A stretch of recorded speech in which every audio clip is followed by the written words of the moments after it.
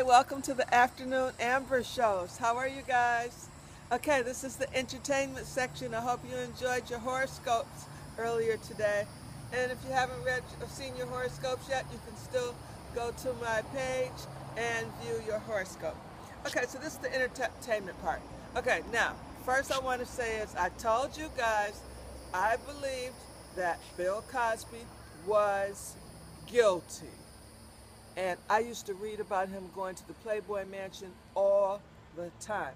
And I could not believe that all these women were lying. And remember, the girl who said that he was her father, and he refused to take a DNA test. He's had more scandals than ever and has gotten away with it.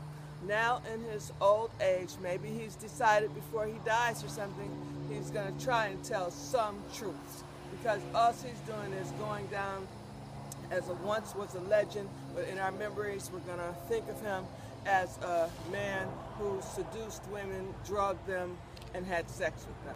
So now it has come out that he did admit that in 2005 he did drug a girl with Quaaludes, same thing Hugh Hefner was doing. They called them thigh openers.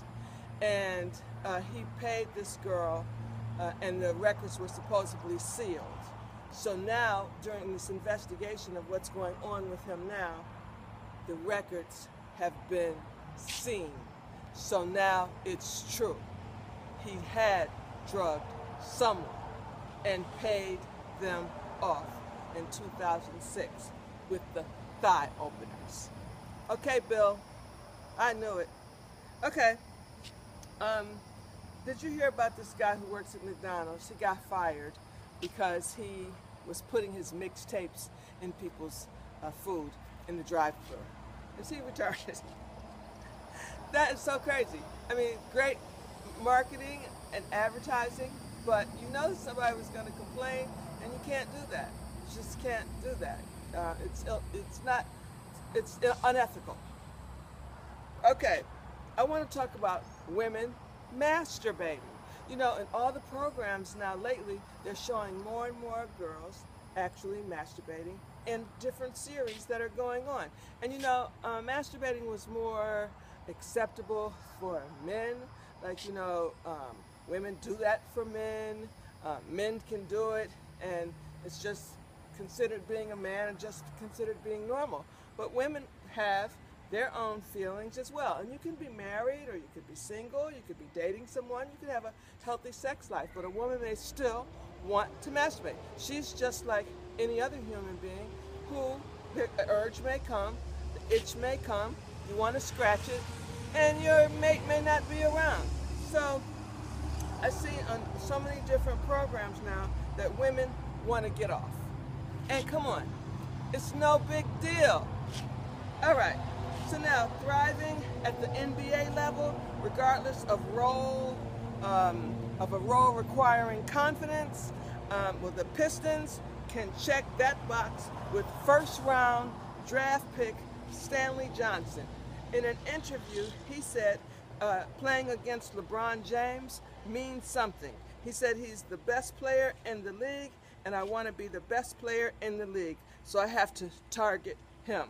I will keep reaching for that goal. He is a team player, so I have to be a better team player to be on the same level as him. If Johnson can even approach LeBron's basketball intelligence, he will be an outstanding player, no doubt. Did anybody see Dr. Phil on Celebrity Family Feud? Okay, now there's a Celebrity Family Feud. Steve Harvey's doing a very good job with Family Feud. I've never watched it so much since he's been on. I even have the app. You can get it on your iPhone and on your iPad. A lot of fun to play.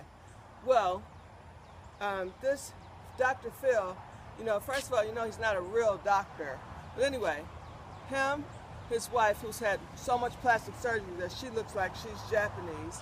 Dr. Phil's had so much Botox, he looks like he's Japanese.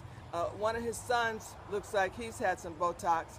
And he had one son looks normal, and one of the son's wives, she just looks like she had no personality at all. Anyway, they are retarded. Dr. Phil and his family cannot play Family Feud. Penny Marshall's family, Penny Marshall, who used to play Laverne, on Laverne and Shirley. You know, her family is filthy rich. Gary Marshall did he was the executive producer for so many programs on television back in the 70s. Well, they beat them. And Gary Marshall, he looks like he might be 110. And Penny Marshall, she looks like an old white Whoopi Goldberg. And she's maybe 102 years old. And then they had two of their other family members that were younger. But they beat Dr. Phil and his family. I mean, they had smart, intelligent answers, the Marshalls. Maybe that's why they're so rich. And Dr. Phil and his wife and his son and daughter-in-law, their answers were so ridiculous. I cannot believe that Dr. Phil is that dumb. I don't even want to tune into him, even though I don't really tune into him anyway. Well, also, a family adopted a dying dog recently, specifically to give him an epic send-off. The family in Georgia adopted him last month at an animal shelter. He was posted on Facebook as hospice needed, and he has cancer, and he's dying. So he was saved from a kill shelter in April by an Animal Ark rescue, and his days are being filled now with treats and activities and eating ice cream, trips to the beach, and he's just has a loving home now. The people who adopted him said that this is the best experience of their life, and he's returning the love tenfold. I also follow on Instagram. It's called if you want to go on Instagram and see the pictures of Pooh's Adventures. I think I've told you about it before. Pooh is a lab who's a white Labrador retriever who is dying from kidney failure, and there's anything that the vets can do anymore. His family's given him a bucket list, and they're taking him all over the United States. And if you want to see the pictures, it's so beautiful to see the pictures where they take him places every single day. And it's called Pooh's Adventures on Instagram. All right, Peter and Grace Bellini. This is a really great story. 50 years they were married.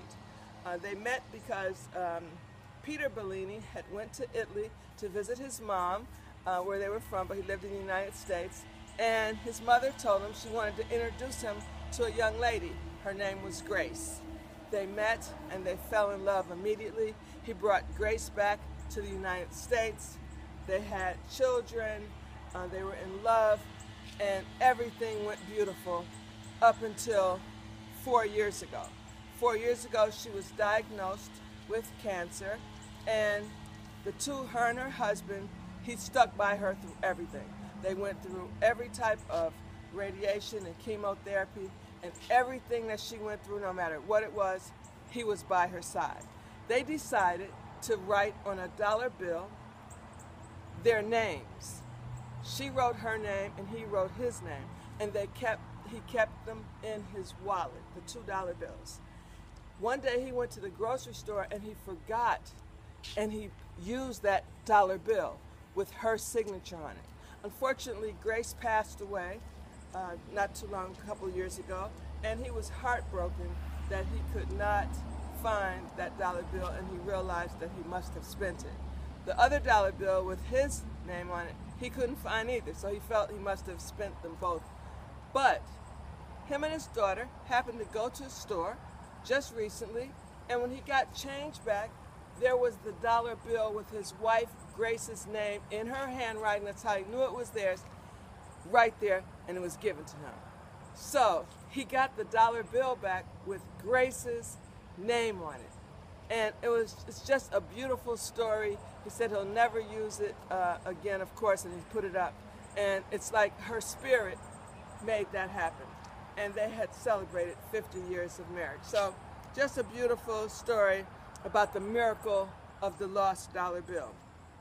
Also, Tony Moreno, I don't know if you guys heard about him. He jumped off of a bridge in Connecticut with his 7-month-old baby.